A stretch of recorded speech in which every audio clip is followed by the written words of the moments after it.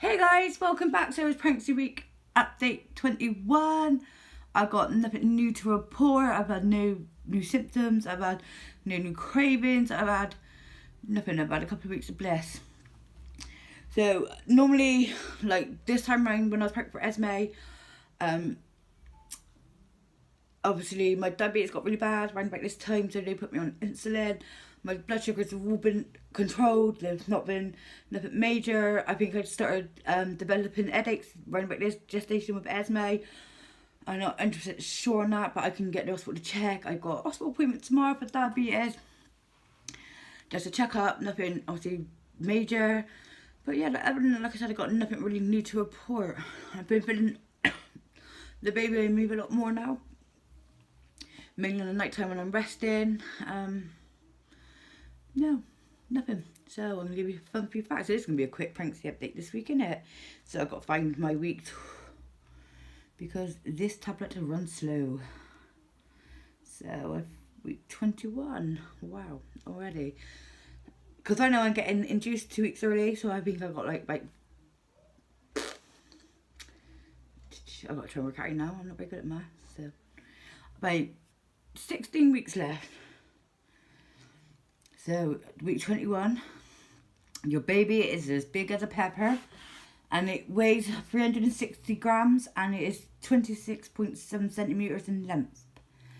But this will vary from baby to baby.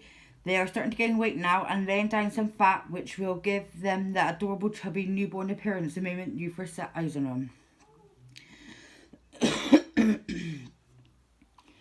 Their eyebrows and eyelids have now formed, and it's possible for them to blink. Amazingly, your baby will now already have taste buds and can taste a variety of different flavours depending on what you're eating. So basically, like I suppose if you ate a curry, they'd be able to tell the difference between spicy and not spicy or sweet. I don't think they can literally I don't know. Like if you're eating something sweet, I suppose they could just tell the difference between sweet, sour and salty and things. I'm not 100% on that, so don't quote me. And what's entered the amniotic fluid, they will be swallowing the fluid now as they practice their technique. Their skin is also looking a bit different now. It will have gained a coating of white waxy substance known as vernix. This protects the baby from effects of bobbing around in the fluid for so long, and you will probably see areas of it still on your baby once it's been born. Facts to know about your baby in week 21. From the second trimester, babies wee in the uterus. When they drink it, they wee it out again. Your baby starts making its first poo. Every baby develops a fine moustache while in the womb. This fine hair later spreads all over its body. Your baby weighs more than your placenta now. And I just want to mention, like when Esme was born, she was really hairy. She had hairy hair, like really dark black hairs on her ears. She had it on her like lip, on her moustache. She had it on her neck. She had it on her back. Her back hair has disappeared. Her hair is, she's still got some but not loads. That's all disappearing. She's no longer got a moustache. But yeah, I just want to let you know. Quite funny actually. When she came out, I was like, oh gosh, looks like a little monkey. Like not like a monkey, but like you don't just expect to see hair. So you at week 21. By now, your midwife or GP will have given you a MAP B1 form. That just, if you're working, like say you got your maternity pay and things.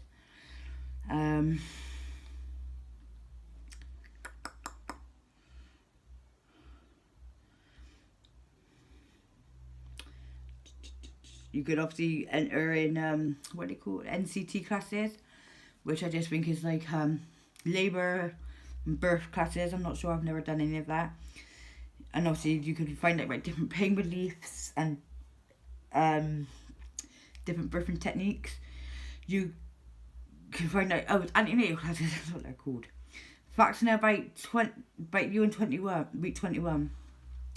It's sometimes suggested, but not proven, baby's heart rate is under 140 minutes as a boy, and if it's faster as a girl. Who knows? I think Esme's was always at like 150, 160. I actually have a picture of it on Heartbeat Trace, and I'll upload it with this. I'll insert it with this video, and then you can see, because I'm not 100%, it might be 140, but I'm not 100% on that. You're likely to gain 1 to 5 pounds in the first trimester and average 0.8 some pound a week. Avoid sitting with your knees higher than your hips, like on a soft sofa on a car or lying on your back. I don't know my back anyway. Alright, signs and symptoms in week 21. Skin, like everything else, can be affected by pregnancy, and I've noticed that actually a lot of my skin's a lot more sensitive this pregnancy.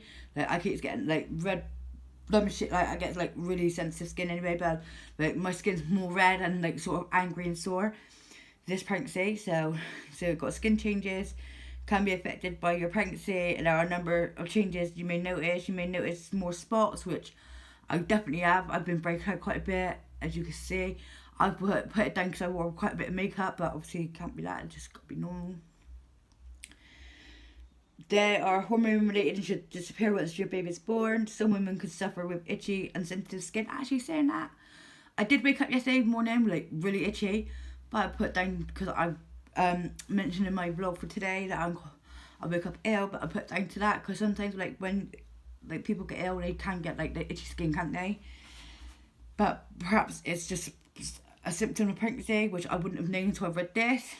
So at the beginning of this video, when I said that I got new symptoms, itchy skin is one of them, so I have a new symptom. Stretch marks are common. Skin change pregnant women notice, and although should fade somewhat after birth. Other skin changes include the visibility of broken veins of the skin, changes in skin colour, including brown patches or the brown line down your belly, which I've had the brown line since I was pregnant for Esme.